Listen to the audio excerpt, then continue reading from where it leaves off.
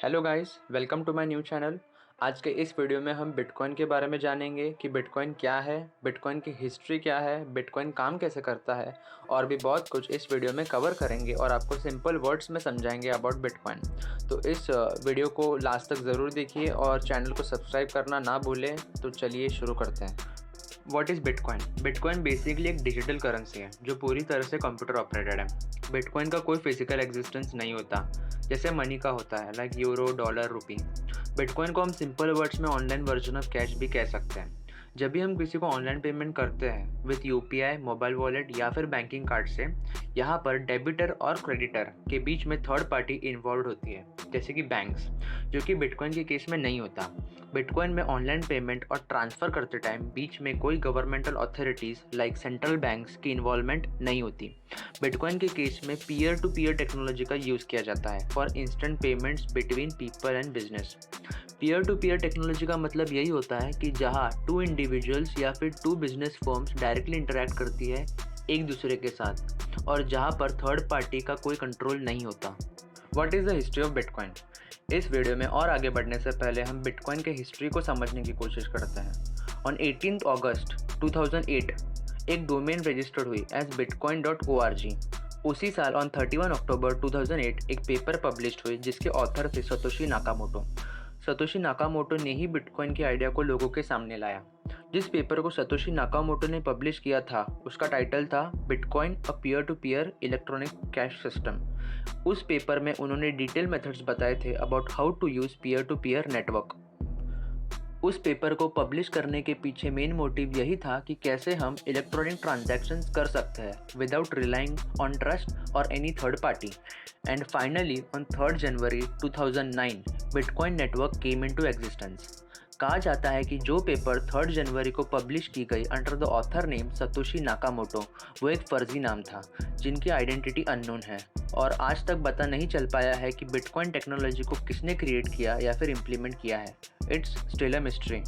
How does bitcoin work? Bitcoin काम कैसे करता है ये जानने से पहले आपको 3 मेन कंसेप्ट्स को समझना होगा। इन 3 कंसेप्ट्स पर ही बिटकॉइन काम करती है।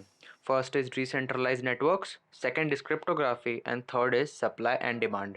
फर्स्ट है डिसेंट्रलाइज्ड नेटवर्क्स। डिसेंट्रलाइज्ड नेटवर्क्स क्या है? जब आप इंटरनेट ब्राउज़र पे कुछ सर्च करते हो तो आप बेसिकली एक कन्वर्सेशन स्टार्ट करते हो with the Google computers. If Google का जो सर्वर है अगर कुछ समय के लिए भी काम करना बंद कर दे तो you won't be able to see your browse results, because Google का जो भी डेटा होता है वो स्टोर्ड होता है on a centralised network in one place. लेकिन बिटकॉइन जो कि एक डिसेंट्रलाइज्ड नेटवर्क है, उसका जो भी डेटा होता है वो एक पब्लिक लेजर जो कि एक कंप्यूटर सॉफ्टवेयर है वहाँ पर स्टोर होता है और ये एक जगह में नहीं अलग अलग लोकेशन पे सिचुएटेड होते हैं। इन कंप्यूटर के ऊपर कोई सेंट्रल हब नहीं होता, ये पूरी तरह से डिसेंट्रलाइज होते हैं। सेकंड कंसेप्ट है cryptography. In world war 2 cryptography का बहुत यूज़ किया गया, लेकिन क्रिप्टोग्राफी है क्या? That's the question. क्रिप्टोग्राफी एक ऐसा सिक्योर कम्युनिकेशन टेक्निक है that allows only sender and intended recipient to view the message content. World war 2 में जब खुफिया एजेंसीज को अपने मिलिट्री ऑर्गेनाइजेशंस को कोई हाईली सेंसिटिव मैसेज देना होता तो वो एक रेडियो मैसेज सेंड करती उनके ऑर्गेनाइजेशन को, जिसमें एक कोड छुपा हुआ होता है जो कोई और नहीं पढ़ सकता और उस कोड को पढ़ने के लिए एक की ज़रूरत पड़ती है। इसमें की का मतलब कोई चाबी नहीं बल्कि मैथमेटिकल फार्मूला यूज़ किए जाते हैं वो कोड को ओरिजिनल मैसेज में कन्वर्ट करने के लिए। बिटकॉइन भी इसी क्रिप्टोग्राफी के प्रिंसिपल को यूज़ करता है। चलिए अब समझते हैं कि क्रिप्टोग्राफी के प्रिंसिपल को बिटकॉइन में कैसे यूज़ किया जाता है और बिटकॉइन का ट्रांजैक्शन कैसे होता है।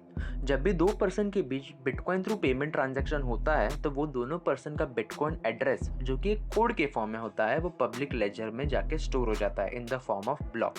ब्लॉक में 2 पर्सन के बिटकॉइन एड्रेस और ट्रांजैक्शन डिटेल्स स्टोर होते हैं। यही से एक नया टर्म आता है बिटकॉइन माइनिंग का।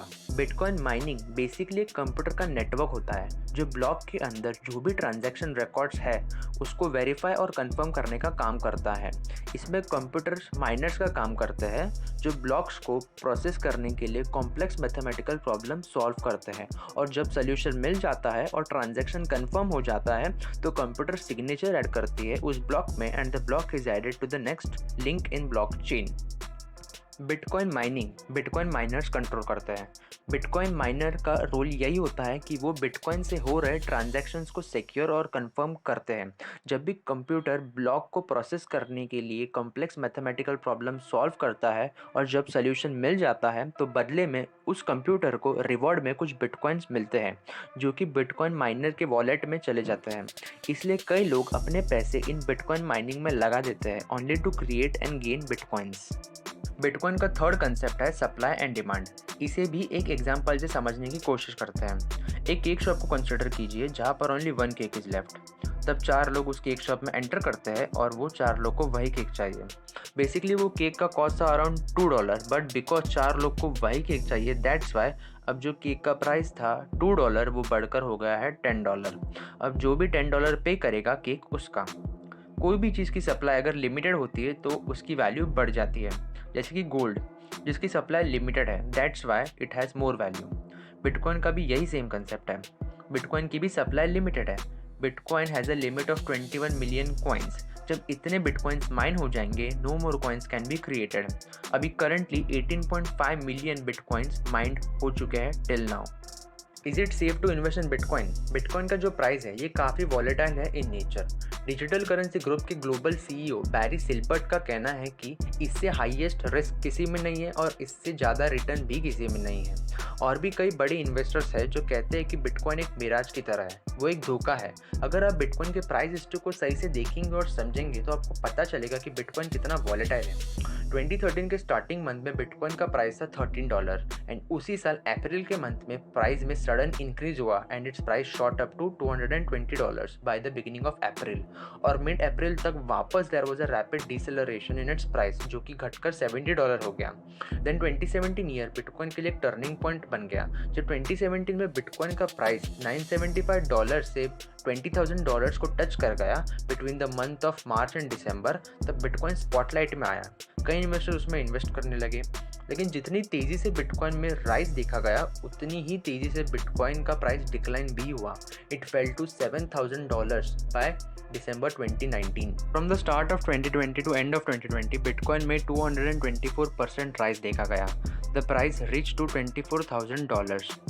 In 2021 this year, बिटकॉइन का जनवरी का प्राइस था around $40,000 and in February bitcoin ने $50,000 को टच कर लिया।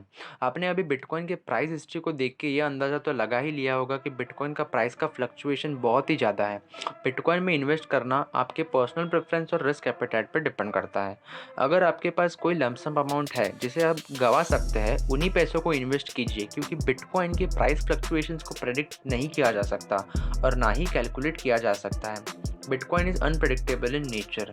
बिटकॉइन के प्राइस के राइज एंड फॉल होने के पीछे किसी सेंट्रल हब या फिर गवर्नमेंट ऑर्गेनाइजेशन का कोई लेना देना नहीं है। ये टोटली मार्केट फोर्सेस पर डिपेंड करता है। आज भी कई सारे कंपनीज हैं जो कि बिटकॉइन में इन्वेस्ट करती है और पेमेंट भी एक्सेप्ट करती है। माइक्रोसॉफ्ट, टेस्ला एंड एक्सबॉक्स भी बिटकॉइन में पेमेंट एक्सेप्ट करती है।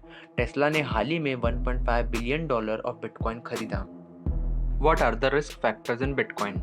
फर्स्ट तो इसकी volatile and fluctuating nature of market. Second है हैकिंग कंसर्न्स, क्योंकि बिटकॉइन डिसेंट्रलाइज्ड है, इसमें कोई थर्ड पार्टी का इन्वॉल्वमेंट नहीं होता, दैट्स वाई हैकिंग का खतरा बढ़ जाता है।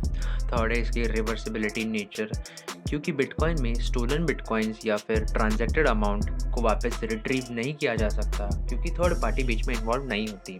फोर्थ है इसकी अनप्रेडिक्टेबिलिटी नेचर। फिफ्थ है क्रिमिनल रिकॉर्ड। बिटकॉइन के और भी कई डार्क साइड हैं, क्योंकि बिटकॉइन को यूज़ करने के लिए कोई आइडेंटिटी कार्ड नहीं लगती, इसलिए इसे क्रिमिनल्स भी यूज़ करते हैं और इसमें कई फ्रॉड भी होते हैं। टैक्स इवेजन जैसे फ्रॉड भी बिटकॉइन से होता है। ब्लैक मार्केट में भी बिटकॉइन का यूज़ किया जाता है। ऐसे कई सारे स्कैम्स हैं जिससे बिटकॉइन में लोगों को ठगा जाता है। Fake bitcoin wallets, bitcoin flipping scams, bitcoin pyramid schemes, ऐसे बहुत सारे।